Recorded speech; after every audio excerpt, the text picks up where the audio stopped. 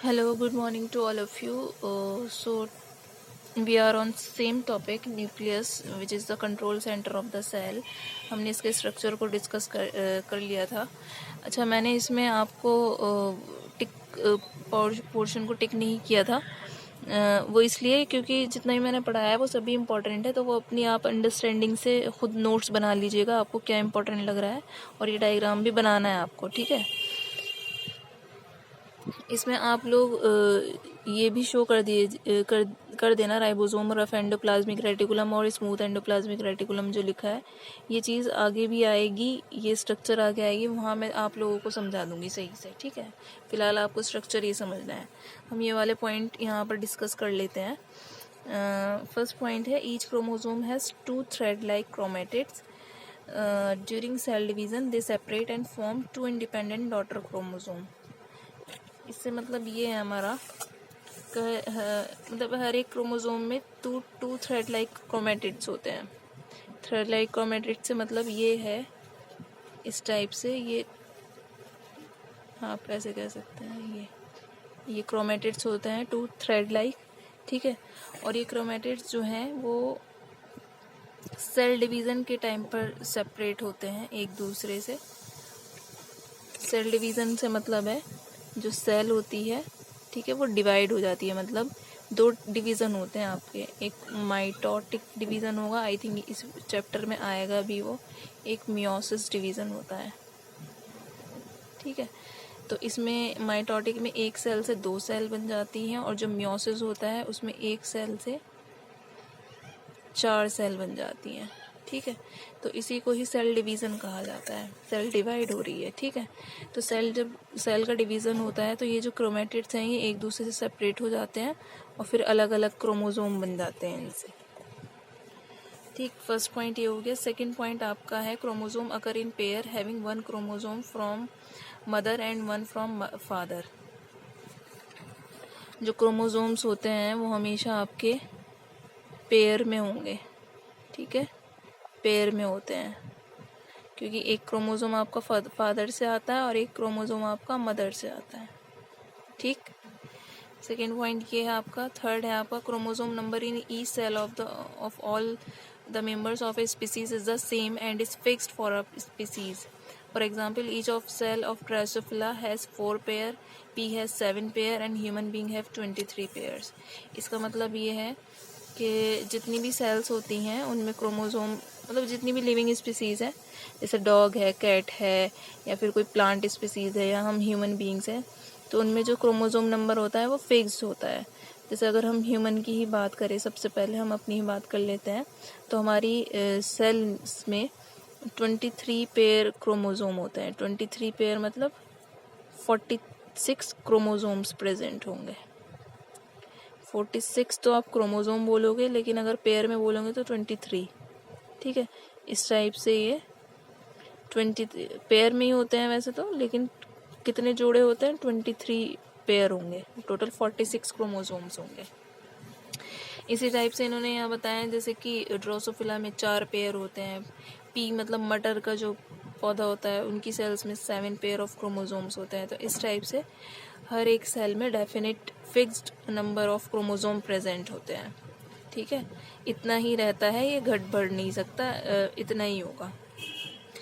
Next है individual with paired chromosome are called diploid, that is they have 2 sets of homologous chromosome.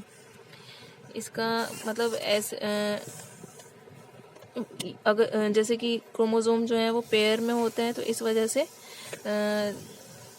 जो chromosomes हैं या वो individual जिनके अंदर पेयर में क्रोमोसोम प्रेजेंट होता है, तो उनको डिप्लॉइड ऑर्गेनिज्म कहा जाता है. ठीक है, क्योंकि उनके अंदर 2 set of homologous chromosome, homologous मतलब सेम.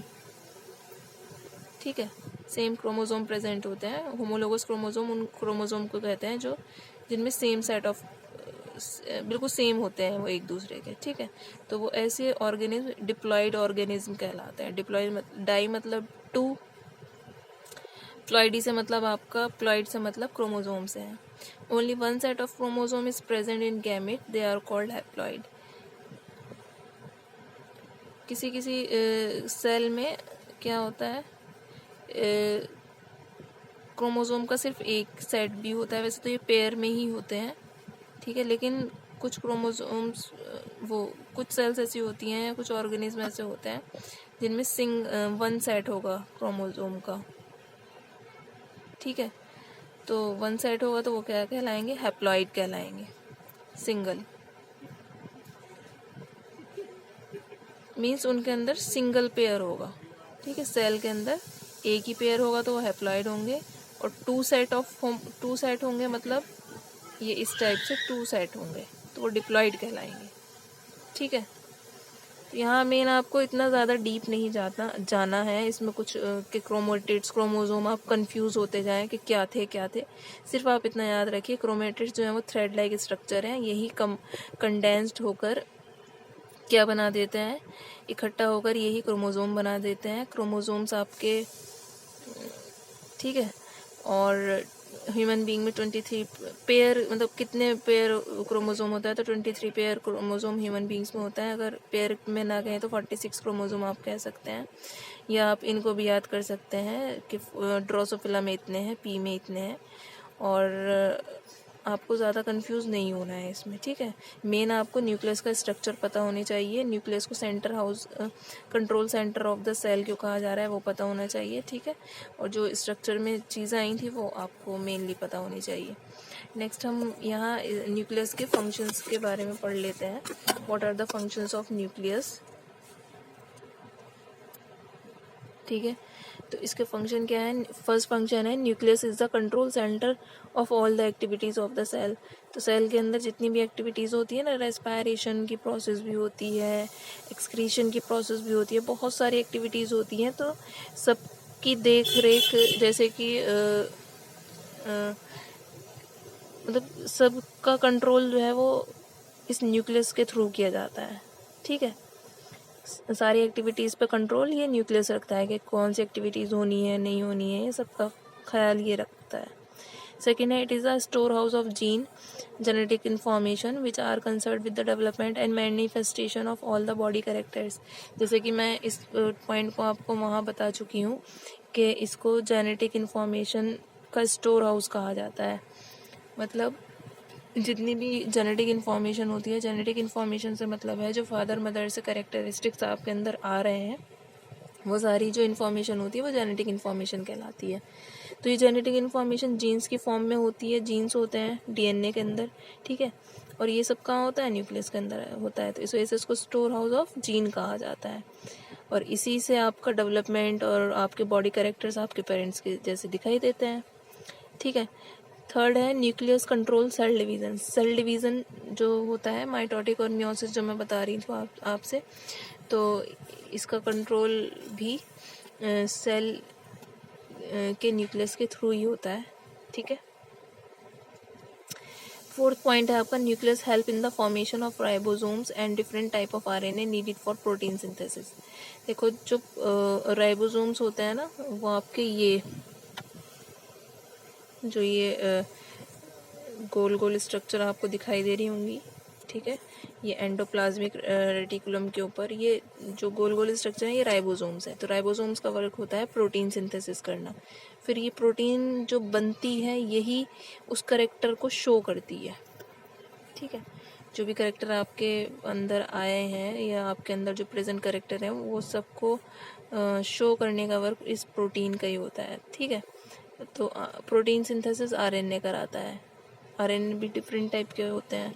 तो मेन आपको सिर्फ इन शॉर्ट ये याद रखना है कि न्यूक्लियस जो है ये राइबोसोम्स के फॉर्मेशन में हेल्पफुल होता है, और राइबोसोम्स किसके फॉर्मेशन में हेल्पफुल होता है, प्रोटीन के, ठीक है। इसके अलावा nucleus help in the transmission of character from one generation to the next generation, ठीक है। न्यूक्लियस के थ्रू ही क्योंकि न्यूक्लियस के अंदर डीएनए होता है, डीएनए के अंदर जीन होता है, तो करेक्टर्स का ट्रांसमिशन मतलब ट्रांसफ़र भी न्यूक्लियस कराता है। इसके अलावा ribosomes are formed in the nucleolus part of the nucleus, वही के राइबोसोम का फॉर्मेशन भी न्यूक्लियस कराता है। So this is all about the function of nucleus, ठीक है। और हमने वो समझ लिया, पूरा न्यूक्लियस आपका क्लियर हो गया और पूरी स्ट्रक्चर मैंने आपको क्लियर कर दिया, ठीक है।